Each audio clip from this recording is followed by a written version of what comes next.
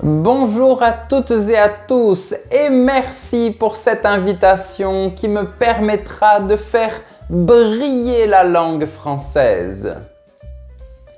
Hé, c'est moi qui devais commencer. Eh bien, tant pis mon cher ami. Bref, tu veux parler d'une plus belle manière en français. Alors, reste jusqu'à la fin de cette vidéo pour embellir ton français avec le créateur de la langue française qui est notre invité spécial aujourd'hui. Mais avant, n'oublie pas de t'abonner, d'activer la petite cloche des notifications et on commence! Monsieur le créateur de la langue française, on commence par une première phrase qui est très simple et très utilisée. Je suis d'accord avec toi. Comment est-ce qu'on peut transformer cette phrase pour qu'elle soit plus belle?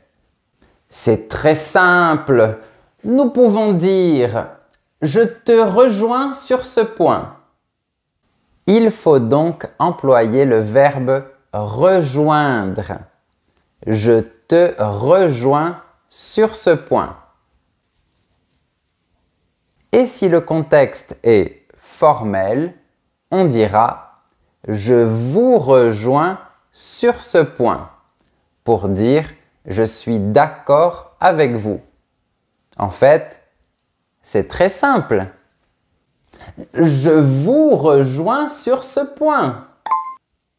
Très bonne application de cette phrase. Passons à un connecteur logique. On dit tout le temps « pour » quand on veut exprimer le but. Par exemple, j'apprends le français pour visiter la France. Mais qu'est-ce qu'on pourrait dire de plus joli à la place? Laissez-moi réfléchir. Je vous propose 3 solutions. On pourrait dire « J'apprends le français dans l'intention de visiter la France ». J'apprends le français afin de visiter la France. J'apprends le français dans le but de visiter la France. On vous remercie. On a donc plusieurs possibilités. Pour, dans l'intention de, afin de, dans le but de. Note bien tout ça. Cher professeur, vos précieux conseils me plaisent énormément. C'est gentil, monsieur le créateur de la langue française. Vous avez utilisé un très joli verbe, le verbe plaire.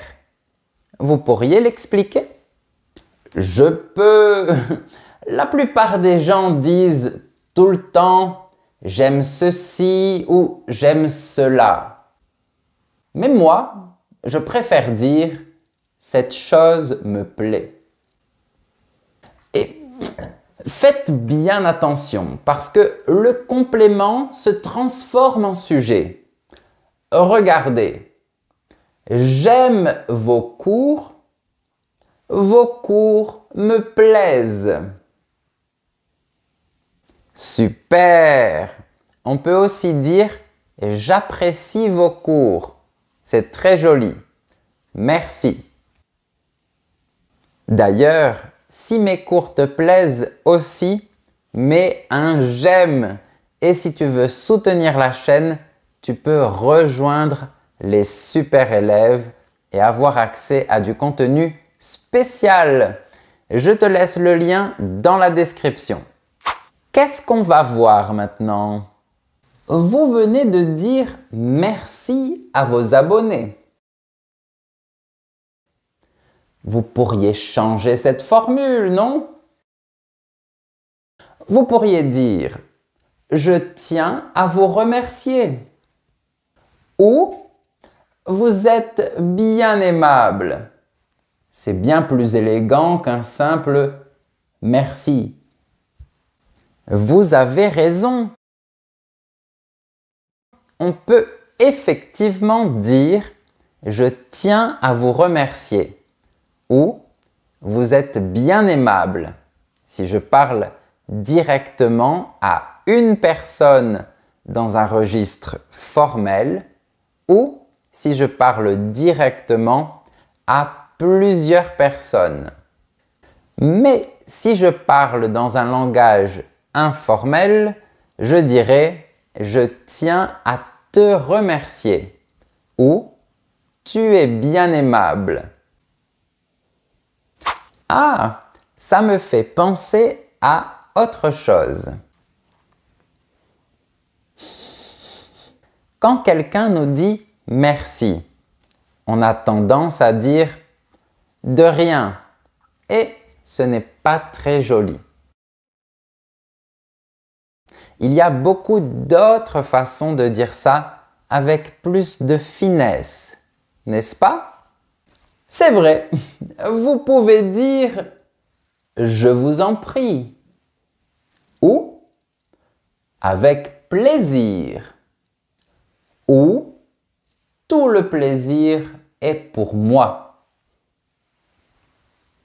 La dernière phrase est vraiment gentille. Tout le plaisir est pour moi. Cette phrase est vraiment très belle. Splendide, vous voulez dire? Oui, très bon choix de mots. Splendide, qui signifie très beau ou très belle. Voilà des adjectifs qu'on utilise souvent et qu'on peut remplacer pour éviter les répétitions. Alors, pour dire beau ou belle, on a quoi? Splendide. Par exemple, ma fiancée est splendide. De toute beauté, pour parler des personnes, des animaux, des objets et des endroits. Par exemple, le chat d'André est de toute beauté. Somptueux, somptueuse, pour parler de la beauté qui coûte cher. Pour dire qu'une chose est d'un luxe visible. Par exemple, le château de Versailles est somptueux. Vos exemples sont de toute beauté, mon cher ami. Vous êtes bien aimable. Tout le plaisir est pour moi. Je pense que tous ces mots seront très utiles pour tous ceux qui apprennent la langue française. Nous pourrions remplacer votre « je pense que ». C'est un peu trop ordinaire. Pour former des phrases plus élégantes, je vous conseille de substituer votre « je pense que » par « à mon avis »,« selon moi » ou « il me semble que ». Je vous rejoins sur ce point. Vous avez raison. Je vais donner quelques exemples. À mon avis, la langue française est la plus belle du monde. Selon moi, le français devrait être la langue universelle. Il me semble que cette langue pourrait plaire à tout le monde. Tu es d'accord avec toutes mes phrases? Alors, maintenant, je vais prendre un mot au hasard et vous allez me donner son équivalent un peu plus chic. Je choisis un mot facile. Le mot livre. Le mot livre est très courant, mais il est possible d'ajouter un peu de raffinement. en utilisant les mots œuvre ou ouvrage. Oui, c'est vrai. Par exemple, on peut dire que Victor Hugo a écrit de nombreuses grandes œuvres ou Victor Hugo a écrit de nombreux grands ouvrages. Les jolis synonymes pour dire un livre sont une œuvre et un ouvrage. Donc, utilise-les. Donc, tout le temps donc. Nous pouvons trouver mieux que cela. Ok, qu'est-ce que vous proposez, mon cher créateur de la langue française? Je propose diverses options. Par conséquent, en conséquence, de ce fait, ainsi. Voilà, arrêtez un peu avec votre donc. Oui, mais les trois derniers font partie d'un registre vraiment plus formel. La locution que j'utiliserai de manière plus naturelle, afin de parler de façon plus distinguée, c'est surtout la première.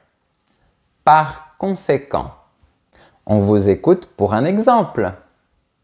La France est le pays le plus visité au monde. Par conséquent, la langue française est très importante. Excellent exemple! C'est vrai, la France est le pays le plus visité au monde. Par conséquent, la langue française est très importante. Et dis-nous les plus beaux endroits de France que tu as déjà visités ou que tu voudrais visiter. Je suis sûr que tu feras rêver beaucoup de gens. Écris ton message dans les commentaires. Monsieur le professeur, vous avez employé le verbe écrire. À mon avis, il serait plus esthétique d'utiliser les verbes rédiger ou composer. Vous avez raison, les verbes rédiger et composer signifient écrire. On peut donc dire « J'ai rédigé un texte de 2 pages pour mon devoir de français » ou « Manon a composé un poème pour sa mère ». Quand tu utilises ces verbes, ça montre que tu connais bien la langue française. Et en plus, c'est très beau. Ah, voilà une autre formule qu'on peut remplacer. Et en plus, oui, personnellement, je préfère employer la locution « qui plus est » pour remplacer « de plus » ou « en plus ». Est-ce que vous pourriez nous donner un exemple? Avec grand plaisir, le voici. C'est un voleur. Qui plus est, un menteur. Oui, ça marche très bien et c'est plus classe de parler comme ça. C'est un voleur. Qui plus est, un menteur. Quand tu ajoutes ou que tu renforces un élément, tu peux dire « qui plus est ». Effectivement, monsieur le créateur, voilà un autre beau mot. Effectivement, c'est plus distingué que des mots comme exactement, carrément ou ben ouais. Quelle horreur! Mon Dieu! Lorsqu'on veut confirmer une affirmation, il faut privilégier l'emploi de termes comme « effectivement » ou « en effet ». C'est beaucoup mieux. On va te donner un exemple. Les Français travaillent moins que les Américains. Effectivement. En effet. Il me semble qu'on est arrivé à la fin de cette vidéo pour embellir ton français. Effectivement, je tiens à te remercier du fond du cœur pour ta fidélité. Un grand merci aussi à tous les membres super élèves qui soutiennent mon travail. Mets un j'aime si tu apprécies ma chaîne et jette un œil à la description de la vidéo pour plus de contenu et de cours de français. À bientôt, chers téléspectateurs. Et si tu veux découvrir toutes mes autres vidéos, elles vont apparaître maintenant. À bientôt!